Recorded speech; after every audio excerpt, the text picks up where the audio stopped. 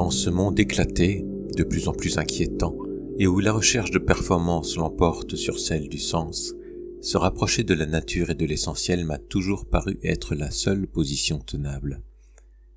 Mais comment revenir à soi et le faire aussi pour les autres, quand rester à la fois lucide et maître de sa propre vie dans un monde aussi complexe est devenu presque impossible.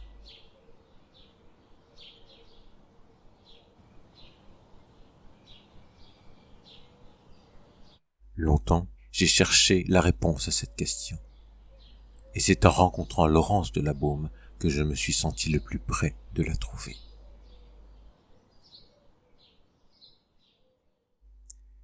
Journaliste de l'audiovisuel, Laurence s'est entretenue avec les plus grands scientifiques du monde, parfois prix Nobel, pour mener une enquête sur la nature réelle de la vie. Elle a alors compris que ce que nous percevons avec nos sens n'est qu'une toute petite partie de ce qui est, et que l'organe le plus important dans la connaissance de ce qui est n'est pas le cerveau, comme on pourrait le penser, mais le cœur. Notre santé, notre niveau de conscience, autant que l'état général du monde, serait l'indicateur du rapport que nous entretenons avec notre cœur. C'est ce que nous explique, argument scientifique à l'appui, Laurence de la Baume, qui se consacre maintenant à la transmission de cette connaissance cruciale par le biais d'une méthode qu'elle appelle la contagion du cœur.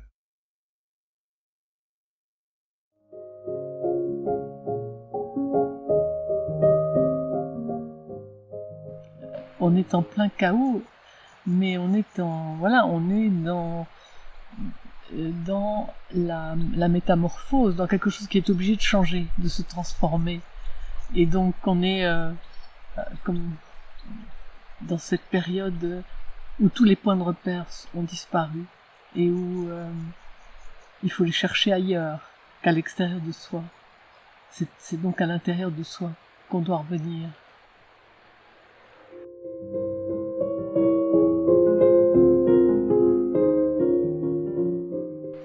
Oui, moi je parle du cœur, mais pas en tant que spécialiste.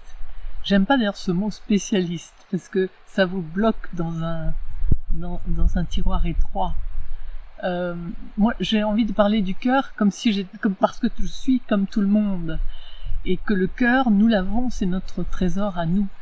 Mais comme on ne le connaît pas, ce cœur, on croit qu'il est juste le centre de nos émotions, ou qu'il est la pompe biologique, mais on ne sait pas à quel point il est fondamental pour pouvoir nous guider complètement dans cette vie.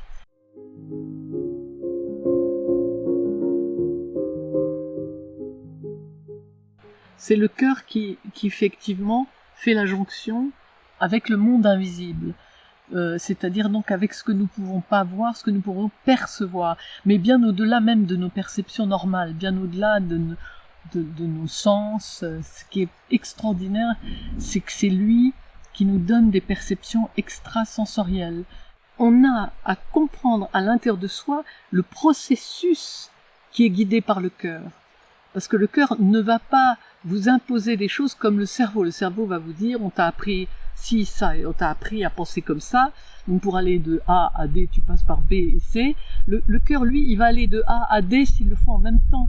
C'est là où il est quantique, c'est là où il n'y a pas de loi, où ces lois ne sont pas aujourd'hui compréhensibles pour nous qui avons été élevés dans la logique grecque, si j'ose dire.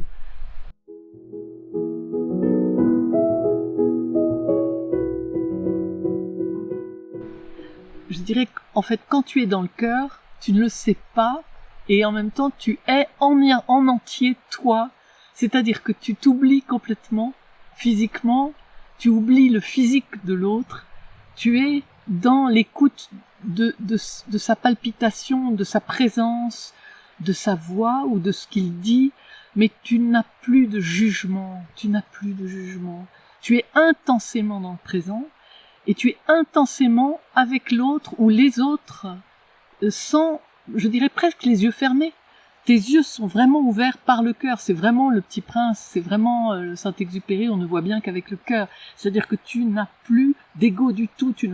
C'est pas l'important. Tu ne sais même plus qui tu es. Tu es entièrement avec l'autre, les autres. On n'a pas été créé en réalité pour la séparation. Et on s'est trompé complètement de message sur ce cœur, parce qu'on l'a pris à un degré beaucoup trop enfantin, beaucoup trop primaire. On ne l'enseigne pas en classe, on n'apprend pas à ces petits enfants de 3 ans à rester connectés avec ce cœur. S'ils le savaient, l'importance de ce cœur, s'ils le suivaient, ils seraient beaucoup plus forts pour résister aux programmes parentaux éducationnels qu'on leur colle obligatoirement sur le dos depuis l'enfance jusqu'à la fin des études. Ils seraient beaucoup plus en autonomie. C'est pour ça que c'est essentiel de revenir au cœur depuis l'enfance. Parce que les enfants sont naturellement liés à leur cœur. Ils sont télépathiques au début de leur vie. Ils savent, par exemple, ce que pensent leurs parents sans que les parents soient obligés de l'exprimer. Ils sentent tout. Simplement, on les force à quitter ce cœur pour la raison, la soi-disant raison, qui a une raison d'être seulement quand on fait de la gestion d'informations apprises à l'école. Oui, là, la raison compte. Mais en réalité, elle est nourrie par les informations du cœur.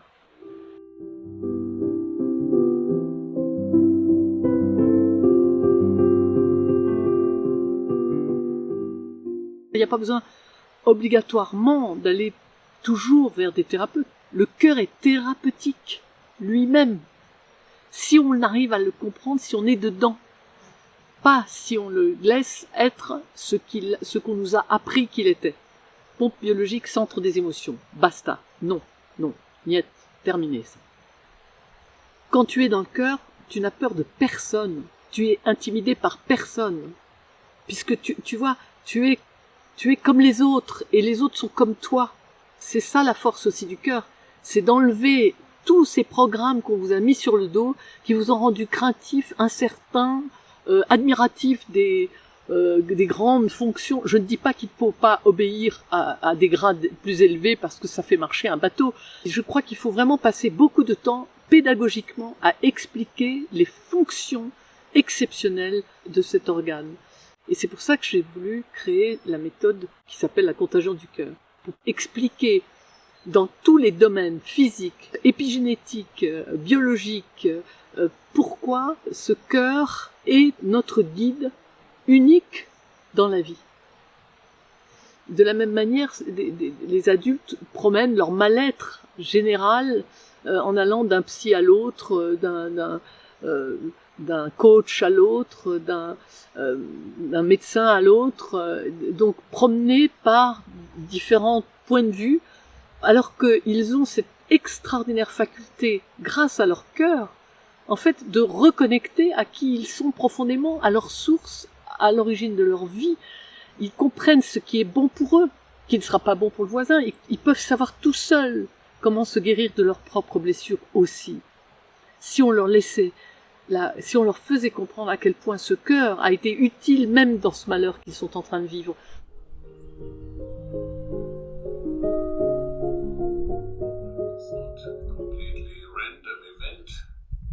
Controlled. And you have to ask the question, how can it be done? Who is the regulator? Or what is the regulator? And this can be only light.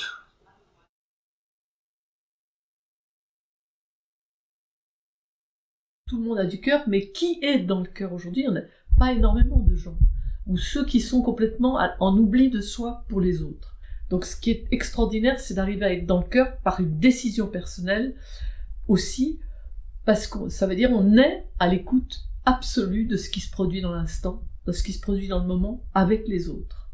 Et c'est quelque chose qu'il faut développer, parce que c'est pas quelque chose avec lequel on est né, pas quelque chose qu'on vous enseigne en classe, ou que les parents même, ou que les éducateurs vous enseignent.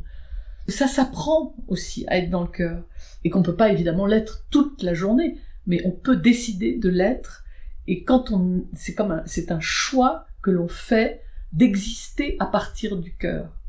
Et là, vous allez voir, c'est ça qui est fascinant, c'est que ça rend tout beaucoup plus simple. On va tout de suite à l'essentiel, et il y a une méthode, et c'est pour ça qu'il me semble qu'il faut enseigner ça, parce que les enfants comprennent ça dès le départ, ils ont cette capacité inouïe, dès la naissance, à 3 ans, de se représenter, de fonctionner à partir du cœur. On joue à être, et on est le chevalier, on est la princesse, et on y croit et on y est dedans. Et l'éducation va tout faire pour vous débarrasser de ça et pour vous permettre de, soi-disant, être réaliste, c'est-à-dire on va vous apporter des éléments extérieurs pour vous rendre, entre guillemets, soi-disant lucide. Or, la vraie lucidité, elle ne passe que par l'intériorité, que par la référence à ce qu'on ressent, à ce qu'on est, E-S-T.